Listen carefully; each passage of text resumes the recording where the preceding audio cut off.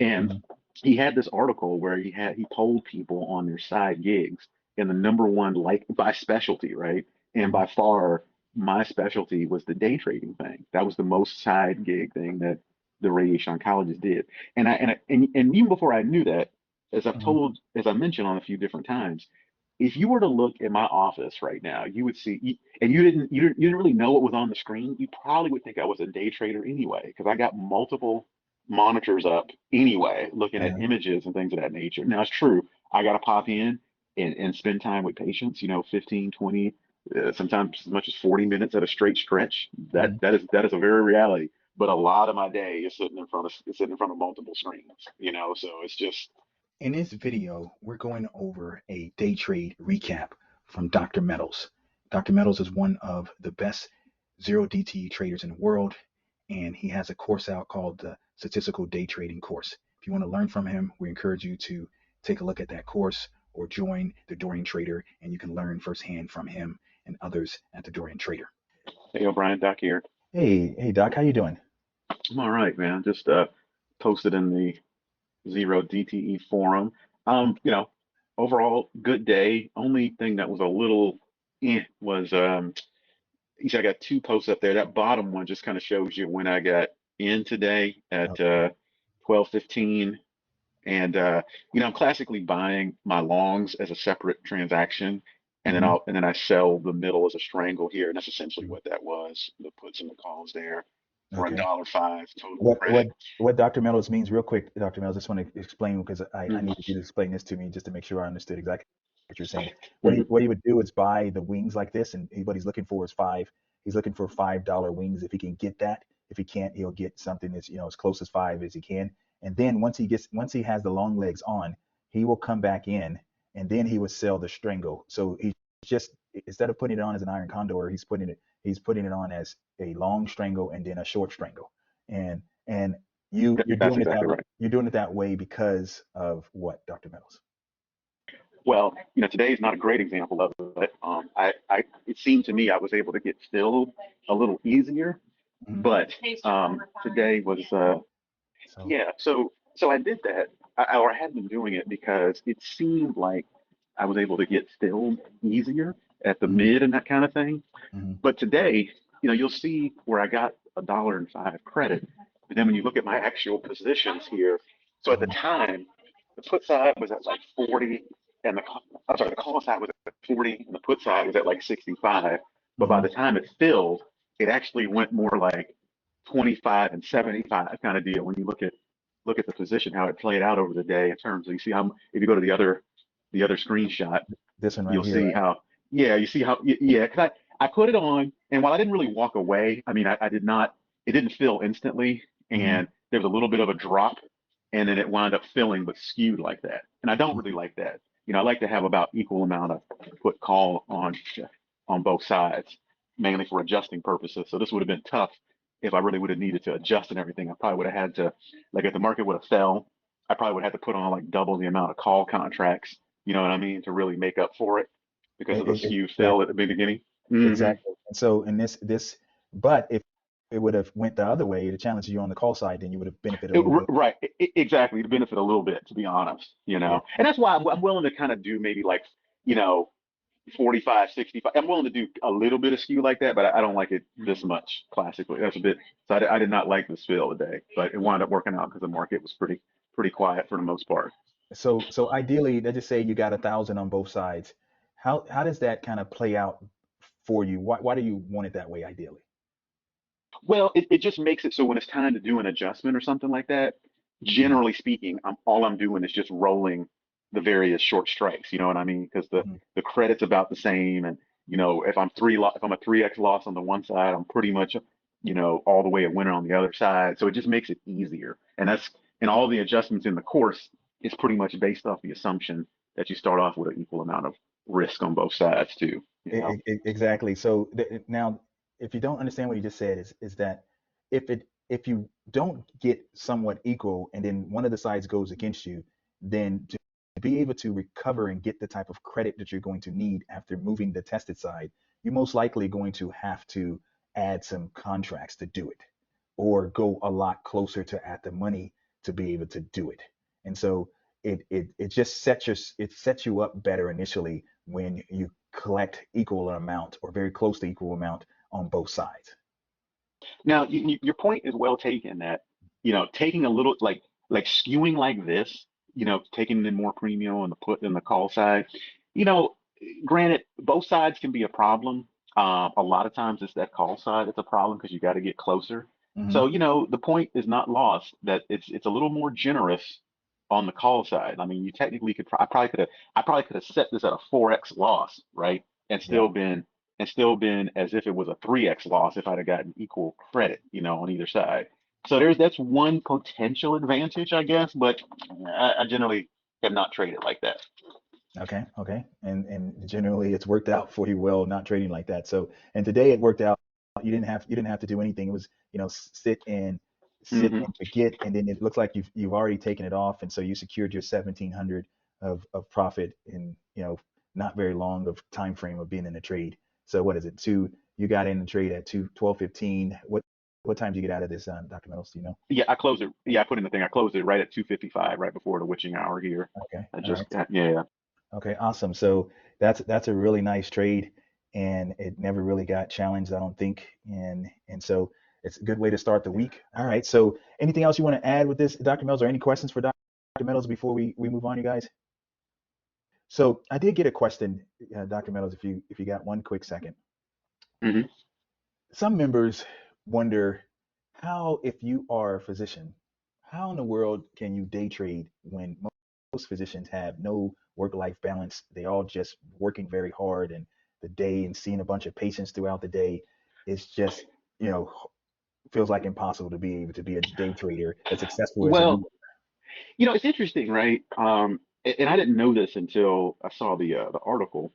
are. There's the White Coat Investor is a pretty popular physician financial blog Mm-hmm. run by this guy. He's had it for several years now, and as far as blogs go, it's very successful. It's a multi-million dollar thing. Mm-hmm. He's an emergency medicine doctor that practices part time, but he just had this passion about personal finance and investing. And for the most part, he really advocates just kind of, doctors, maximize your income and, buy and hold some S&P low index kind of stuff. He's kind of in that, Bogle head kind of way of thinking. Mm-hmm. But as his blog has gotten popular, he's attracted all kinds of folks on there that do some other stuff. You've got the real estate folks on there, and it's interesting because people tend to get into these camps where it's like, I'm a buy and hold, spy guy, and just kind of go to sleep for 30 years. You got those folks on there for sure. Mm-hmm. Mm-hmm. You've got the real estate people on there, which admittedly, as somebody who's delved into real estate in a pretty decent way, um, I would say I would probably encourage more doctors, honestly, if they could actually learn how to trade as opposed to do real estate. But then lastly, and certainly most niche, are some of the folks on there that actually do some trading to any decent degree, and they'll talk about it. And Mm-hmm. he had this article where he polled people on their side gigs, and the number one, like, by specialty, right? And Mm-hmm. by far, my specialty was the day trading thing. That was the most side gig thing that the radiation oncologist did. And even before I knew that, Mm-hmm. as I mentioned on a few different times, if you were to look at my office right now, you would see, and you didn't really know what was on the screen. You probably would think I was a day trader anyway, because I got multiple monitors up anyway, looking at Uh-huh. images and things of that nature. Now it's true, I got to pop in and spend time with patients, 15, 20, sometimes as much as 40 minutes at a straight stretch. That Mm-hmm. that is a very reality. But a lot of my day is sitting in front of multiple screens, so it's just kind of natural, you know what I mean? I can kind of, multitask and do more than one thing. That's for sure. So awesome. You explained that in great detail, which is great. So that should clear up for members on And the call that. I'm sorry. Go ahead. and also too, again, I'm mostly just trying to, manage things when stuff happens, right? Hmm. So, if I would have gotten stopped out today, now granted, my world record for getting stopped out, I think, is 9 minutes. I think I just entered on like the absolute wrong candle or whatever. But usually it takes a lot longer than that to get stopped out. Uh-huh. So, it usually, nothing's going to happen, immediately anyway. So it's the style of trading that I do. So Hmm. yeah, I'm not looking at individual ticks and candles and patterns and that kind of thing. So no. No, Hey, you Dr. go ahead, Alonzo. Yeah, good afternoon. I just wanted to ask if it were not for the stop loss that you're able to enter, would you have been able to do that with your current occupation? Um, Well, correct. And so the stop loss thing was something I had to get comfortable with. Um, as I've told the story a bunch of times, because like I traded options for like since 2017 and didn't start doing zero DTE till like 2019, early 20. So I mean, I'd gone 2.5 years of being an options trader, but with these 45, 60-day long things. So I never used the stop. So the first time I put on a zero DTE trade, it was on a day, strategically, it was a day I had off in a coffee shop. And I had my stops on, but I sat there literally glued to the screen as if I was a classic day trader looking at every candle. But I wasn't looking at candles. I was just looking at the options position and just trying to see, does this stop thing really work?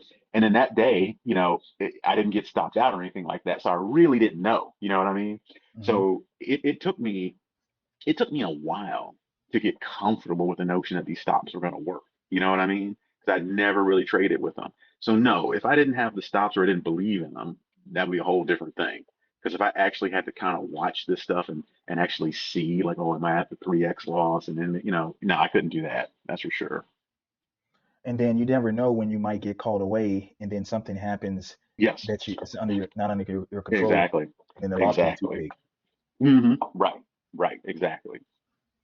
So, but what he's doing, I'm just going to say this, and please don't forget what you're going to say. What he's doing with that stop is still just all the adjusting that we say that we teach you guys here. It's just, but the stop is giving him an extra, level of protection just in case something is out of his control he can't monitor. But he does believe he would probably trade a lot bigger if this was his full-time gig and he could just sit around at the computer all the time. He would be going bigger. Is that still true, Dr. Meadows? Yeah, I believe so. Yeah. So, any other questions, Awanzo, or anyone else on the call for Dr. Mills? Hey, O'Brien, I have one question. Go ahead. It's the same thing I asked you this morning. Is there any tweak or modification to the stop loss instead of 3x, or how do you do it, Dr. Meadows? In that I got stopped out a couple of times. I'm making money. I'm just doing one contract a hmm day, and right now is 6 or 7 trades in. I've already made 330 or 340 bucks in it. hmm But the thing is, I get stopped out and I re-enter. So when you collect, like, I follow your guidance. You said you try to collect $60 on the put side and about 40 to 45 on the call side. So today I got stopped out on the call side, even though my call was so far away, and then I had to hmm re-enter my call. So the stop loss, if I collect $40 on the call side, do you set the stop loss at 120, or you take the total 100 times three? Which one do you use? You still there, Dr. Mills? Yes, I accidentally muted. I heard everything. And yes, if you got 40 cents on the call side on that short put, yes, you're exactly right. I put it at $1.20. That's correct. Yeah, it's basically three times that amount you received on that individual short leg. Gotcha. So if it was four, yes, sir. Yeah, what happens is, usually, I mean, in my experience, probably I'm in a bad patch, is that whichever one has the smaller, usually it's the call side, or it triggers easily, or I get stopped out because it's a smaller number. But it's but Yeah, the call side is frustrating, particularly with like right now. Let me see, what's the VIX at right now? Yeah, we're at like 15 and whatnot. If we can get up back above 17, 18, or certainly above 20, and you can get a couple of strikes further away for that same amount of credit. You know what I mean? It makes it a little easier, not gonna lie. Like today, like I'm not sure when you entered, say for instance, but like I entered at 12:15 and like my call side was never threatened at all. But that's just a matter of when you got in, right? yeah, I So I, got in a little mhm. earlier in the day. Yeah, yeah. So So, yeah. But so you also, Michael, you might want to look when you get a chance. That's on the call. Let's see how you're putting it on, because it sounds odd that you're getting stopped out every day you put it on. It sounds like, right? You're getting No, no, stopped this out is at least probably one at a time. my second stop. Oh, it's on your second stop. Okay, Yep, yep. okay. But what is that? Two out of how many times you've two been out in? of, out of two out of six or seven. I mean, Yeah, two that's two seven, I would say. two out of six or seven. Now, did you wind up re-entering or did you Yeah, just kind of I okay, re-entered okay, both times, and then I okay, broke even one day. Today I'm going to make a slight profit. because once you, it's just a commission eats away everything, especially if you're just doing one contract. So I'm still making money today. Good. It's just that my call was at like today at 59.20, and then I was earlier in the market. And the reason why I do it around 10:30 is because you get more premium, right? So Mhm. so earlier in the day I was trying to get in, and a couple of hours later get out, but then Mhm. it got stopped out. So I put another one on the put side, and adjusted my call. So overall, it's doing well. Okay, good. You're learning. What's the good thing about that, Michael, is that you're learning the process of coming back in. And so 33% of the time, that's basically what happened to this point. If you did it 6 times, Hmm. 33% of the time, you've got stopped out on at least one of the sides. Okay, that sounds reasonable. But you want to be able to, break even or or win or obviously have a small loss if this is the case. And you're learning that by doing it with one contract first and coming back in. And so I would just keep learning all the different tools that you can use to be able to still overcome a stop. And Got it. that tool, those tools, everything that Dr. Meadows says in the course, and I'm not sure if he talked about adding more contracts in the course, but that's something you can do as well. But you have to be, vigilant about it when you're doing it, because obviously you can wind up losing more by adding more contracts. Got it. Yeah. Thank you. Is there anything that we can tweak in terms of, especially with a smaller premium and in a low VIX environment, if we are fairly confident, can we go to like 4x the premium received, or what do you recommend there? So if Dr. Meadows is still there, if he's gone, I would say that he would say you can go to 4, because Okay. he's been going to 4 more often recently. So Okay. so definitely you can try 4, but still you still have to, if you get stopped at the 4, you still have to overcome that, if that makes sense. Gotcha. Overcome Yeah. that. Today, if I had set it at 4, O'Brien, I Mhm. would not have hit the stop loss at all. Okay, then good. And then another thing that you can think about as well that Dr. Meadows does often, you guys, is that if we're moving in one side a lot, Hmm. if we're going in one side, let's say this is a short leg here, and we're going up a bunch, well, he'll start moving that put side up proactively, Oh, collecting okay. more Gotcha. collecting more premium. Um, Gotcha. so Just that and one leg, just the short leg. just a short leg, yeah. So you have to Right. if you do it that way, you guys, it's gonna allow you to be able to stay at a smaller delta and still get a decent premium when you do it. And decent for a short term trade, it can be for a 0 DT trade, it can be $20, $30. It can be a decent amount of per contract of additional credit. That can be a big difference from winning and losing. And so, but obviously, he has days where he's just sitting and nothing happens, like today, right? He didn't have. Yep. You can tell he never had to do anything. But if we go up here and we look at this trade, this day, he rolled up the puts several times.